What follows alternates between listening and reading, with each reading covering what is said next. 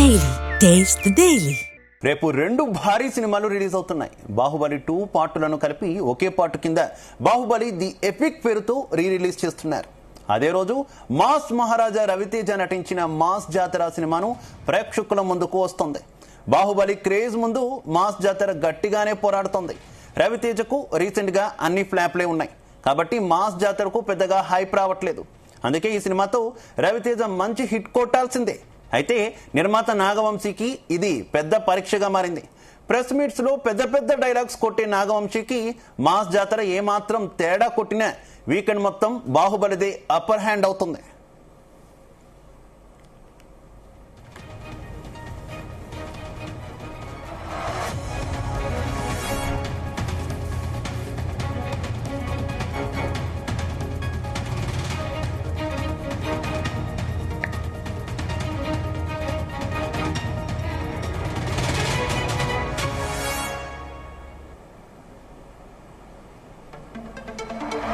Right, రేపు ప్రేక్షకుల ముందుకు రెండు భారీ సినిమాలు రాబోతున్నాయి. ఒకటి బాహుబలి ది ఎపిక్ అయితే రవితేజ మాస్ జాతర కూడా రేపు రిలీజ్ కాబోతుంది. అయితే మాస్ జాతరకు అనుకున్నంత హైప్ అయితే రానిటువంటి పరిస్థితి. ఇక ఇదే విషయానికి సంబంధించి మరింత ఇన్ఫర్మేషన్ మా ఫిల్మ్ కరెస్పాండెంట్ వినోద్ అందిస్తారు. వినోద్, ఏ రకంగా చూసుకోవచ్చు? రేపు రెండు పెద్ద సినిమాలు రిలీజ్ అవుతున్నాయి. యాక్చువల్ గా చెప్పుకోవాలంటే కొత్త సినిమా అయినటువంటి మాస్ జాతరకి ఎక్కువ హైప్ ఉండాలి, కానీ ఆ స్థాయిలో హైప్ ఎక్కడ కూడా సినిమాకి ఎందుకు కనిపించట్లేదు? అలాగే నాగవంశీ పరిస్థితి ఏ రకంగా చూసుకోవచ్చు? ఈ మధ్య కొంత ట్రోల్స్ కి ఎక్కువగా గురవుతున్నటువంటి సిచ్యువేషన్ కదా. శివ, ఎందుకో గానీ మాస్ జాతరకు ముందు నుంచి కూడా ఒక బజ్ అయితే లేదు.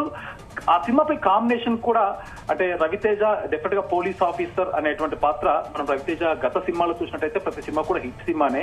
అయితే రవితేజ ఫ్లాప్ లో ఉన్నారు. మనం వరుస సినిమాలు చూస్తున్నట్టయితే కూడా ఇటు రవితేజ పరిస్థితి, మరోపక్క శ్రీలీల పరిస్థితి చూస్తుంటే కూడా అలాగే ఉంది. అయితే ప్రొడ్యూసర్ నాగవంశీకి కూడా ఈ మధ్య ఎదురు దెబ్బలు, అలాగే వార్టు సినిమాలు కూడా కొంత నిరుత్సాహపరిచాయని మనం చెప్పుకోవచ్చు. అయితే ఈ ముగ్గురు నుంచి ఒక పక్క సితార నాగవంశీ, మరొక పక్క రవితేజ, శ్రీలీల, ఈ ముగ్గురు కాంబినేషన్ లో వస్తున్నటువంటి మాస్ జాతర సినిమా కూడా ఎప్పుడో విడుదల కావాల్సినటువంటి సినిమా ఇది.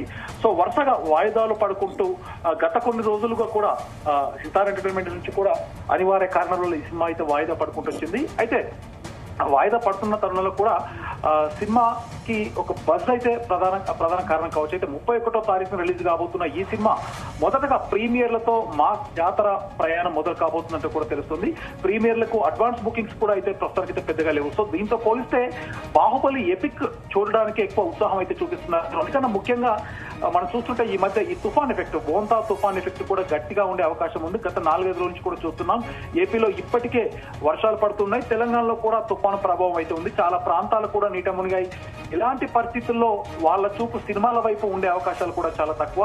అక్టోబర్ 31న గొప్ప డేట్ కాదన్న విషయం కూడా నాగవంశీకి కూడా తెలుసు.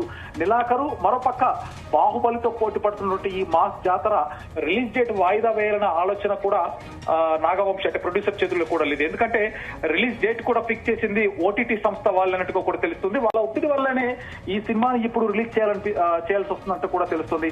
ప్రీమియర్లలో కనుక అంటే 31న రిలీజ్ కాబోతున్న ఈ ప్రీమియర్లలో కనుక మంచి టాక్ వస్తే కనుక డెఫినెట్ గా ఓపెనింగ్ డే కాస్తైన వసూళ్లు కనిపిస్తున్నది కూడా ప్రొడ్యూసర్ నాగవంశీ ఆలోచన అంటూ కూడా తెలుస్తుంది. సో ప్రీమియర్ స్టాక్ మాస్ జాతర కలెక్షన్ల ప్రభావం చేస్తుందో అంటే ఎలా ఉండబోతుందో ఏంటో డెఫినెట్ గా రేపు సాయంత్రం అయితే తెలుస్తోంది.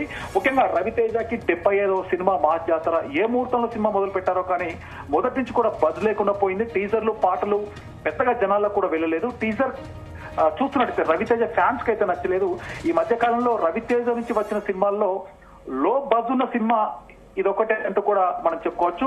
అయితే 31న సినిమా వస్తుంది. అదే రోజు బాహుబలి ఎపిక్ కూడా వస్తుంది. ఆ సినిమాతో ఈ సినిమా పోటీ పడడం డెఫినెట్ గా పెద్ద టాస్కే. పబ్లిసిటీ పరంగా కూడా ఇప్పుడిప్పుడే అడుగులు పడుతున్న రీసెంట్ గా రిలీజ్ అయిన ట్రైలర్ చూస్తుంటే కొంత అంటే ట్రైలర్ పైన కూడా ఒక పాజిటివ్ వైబ్ అయితే కనిపిస్తుంది. ఎందుకంటే రవితేజ గత సినిమాలు చూస్తుంటే పోలీస్ ఆఫీసర్ గా చేసినటువంటి సినిమాలు చూస్తుంటే ప్రతి ఒక్క సినిమా కూడా హిట్ అయిన సందర్భాలు ఉన్నాయి, అలాగే బ్లాక్ బాస్టర్ అయినటువంటి సందర్భాలు కూడా ఉన్నాయి.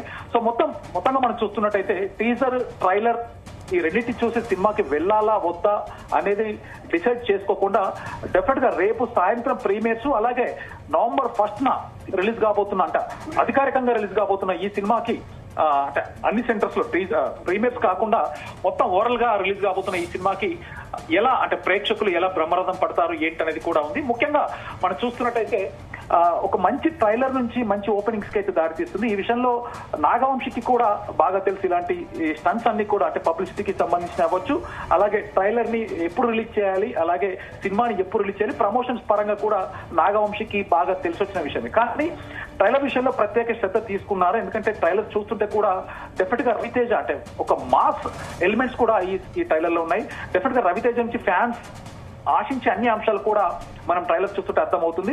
అయితే అన్ని ట్రైలర్ లో కూడా చూపించాల్సిన అవసరం కూడా, అంటే మనం చూస్తుంటే ట్రైలర్ మొత్తం చూసి కూడా మోసపోవద్దు. డెఫినెట్ గా రవితేజ గత పూర్వ సినిమాలు చూస్తున్నట్టయితే ఫ్లాపులతో తట్టుమిటాడుతున్న రవితేజకి పోలీస్ ఆఫీసర్స్ లాంటి క్యారెక్టర్స్ చూస్తుంటే డెఫినెట్ గా ఇది కూడా ఒక పాజిటివ్ వైబ్ అనిపిస్తుంది. మరో పక్క ఇటు తుఫాను నేపథ్యంలో, 100 తుఫాను నేపథ్యంలో సినిమాకి ఎందుకంటే జనాలు వస్తారా రారా అనేది ఒక టాక్ అయితే ఉంది.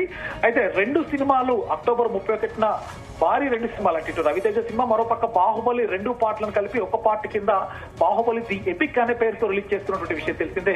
సో మొత్తంగా చూస్తుంటే మాస్ మహారాజ్ రవితేజ నటించిన సినిమా, మరోపక్క బాహుబలికి ఉన్నటువంటి క్రేజ్ కూడా ఎవర్ మూవీ, అందులో తెలుగు సినిమా స్థితి గతిని మార్చినటువంటి బాహుబలి ఎపిక్ పార్ట్, అంటే 2 పార్ట్లను కలిపి తీసుకొస్తున్నారు కాబట్టి కొత్త సీన్లు కూడా యాడ్ చేశారనే ప్రచారంతో ఫ్యాన్స్ లో కూడా అలాగే ఇండస్ట్రీలో కూడా అంచనాలు ఆకాశాన్ని తాకుతున్నాయి. ఈ దెబ్బకు అడ్వాన్స్ అంటే టికెట్ అడ్వాన్స్ బుకింగ్స్ లో కూడా కోట్లు కొల్లగొడుతుంది ఇటు బాహుబలికి సంబంధించినటువంటి ఎపిక్ మూవీ. ఇలాంటి భారీ సినిమా ముందు మాస్ జాతర గట్టిగానే పోటీకి వస్తుంది, పోరాడుతుందని కూడా మనం చెప్పుకోవచ్చు. రవితేజకు రీసెంట్ గా అన్ని ఫ్లాప్లే ఉన్నాయి కాబట్టి మాస్ జాతరకి కూడా పెద్దగా హైప్ రావట్లేదు. అయితే బాహుబలి ది ఎపిక్ మూవీకి పెద్దగా ప్రమోషన్లు చేయలేకపోయినా కూడా కావాల్సినంత హైప్ అయితే క్రియేట్ అయిపోయింది కాబట్టి రీ రిలీజ్ సినిమా ముందు ఈ డైరెక్ట్ సినిమా తక్కువ వసూలు రాబడితే మాత్రం డెఫినెట్ గా ఇది నాగవంశికి, మరోపక్క రవితేజ కెరీర్ కూడా డెఫినెట్ గా పరువు పోవడం ఖాయం. అలాగే ఈ సినిమాతో రవితేజ మంచి హిట్ కొట్టాల్సింది. అలాగే అసలే రవితేజ సినిమాలకి అయితే తప్ప వెళ్ళట్లేదు.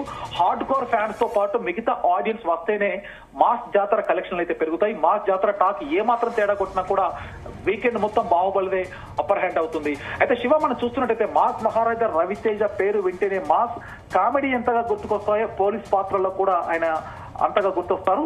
అయితే మా జాతర చిత్రంలో కూడా మనం చూస్తుంటే రీసెంట్ గా రిలీజ్ అయిన Raviteja railway police officer role లో చేశారు. అయితే నేపథ్యంలో ఆయన పోలీస్ రోల్స్ చేసిన సినిమాల ఫలితంగా ఎలా ఉన్నాయో మనందరికి తెలిసింది. ఎందుకంటే ఇంతకుముందు వచ్చినటువంటి రవితేజ పోలీస్ ఆఫీసర్ రోల్ లో మొదట మనకి గుర్తుకొచ్చే సినిమా విక్రమార్కుడు శివ, రాజమౌళి డైరెక్షన్ లో వచ్చినటువంటి విక్రమ్ సింగ్ రాథోడ్ పాత్రలో రవితేజ ఒదిగిపోయినటువంటి తీరు అంతే తేలికగా ఎవరు కూడా మర్చిపోలే. అలాంటి బ్లాక్ బస్టర్ సినిమా అది. అలాగే వెంకీ, పవర్ సినిమా, అలాగే క్రాక్, వాల్తేరు వీరే లాంటి పలు హిట్ సినిమాల్లో కూడా రవితేజ పోలీస్ ఆఫీసర్ పాత్రలో అలరించారు. అలాగే రవితేజ దుబాయ్ సీను, కిక్ వంటి సినిమాల్లో కూడా అలాంటి హిట్ సినిమాల్లో కూడా చివరిగా పోలీస్ ఆఫీసర్ గా కనిపించి సర్ప్రైజ్ చేయడం కూడా మనందరం చూసింది. సో మొత్తానికి రవితేజ ఇంటెలిజెన్స్ బ్యూరో ఆఫీసర్ గా కనిపించినటువంటి మిరపకాయ సినిమా కూడా బ్లాక్ బస్టర్ అయింది. సో డెఫినెట్ గా సినిమా మీద మనకి అంటే పోలీస్ ఆఫీసర్ గా వచ్చినటువంటి రోల్స్ లో రవితేజ దూసుకెళ్లినటువంటి సినిమాలు చాలా ఉన్నాయి కాబట్టి ఈ సినిమా కూడా డెఫినెట్ గా బ్లాక్ బస్టర్ అవుతుంది ఒక నమ్మకం ఉంది. కానీ ఈ తుఫాన్ ఎఫెక్ట్ వల్ల